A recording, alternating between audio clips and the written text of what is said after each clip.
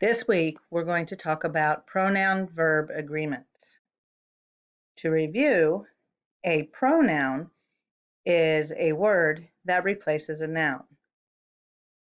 For example, he, she, they, you, your, it, I, we, and so forth and so on. However, a verb is an action word. Remember, if you can do it, it's a verb. So pronouns and their present tense verbs must agree. Most verbs, you're going to add an S when the pronoun is he, she, or it.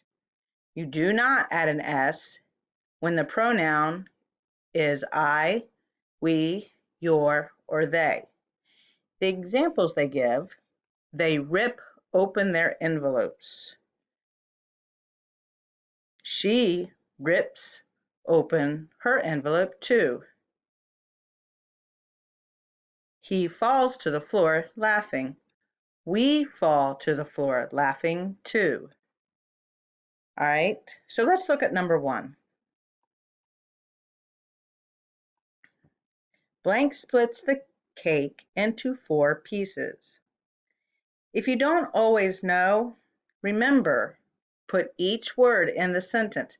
If it doesn't make sense, that is not the one you want.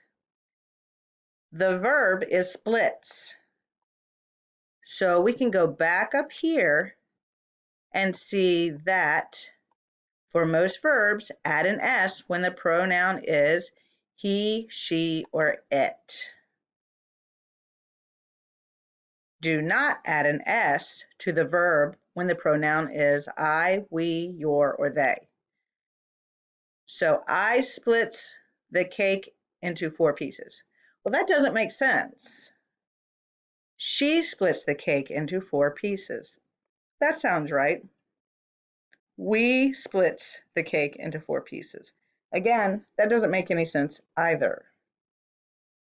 All right, let's look at number 4 over here.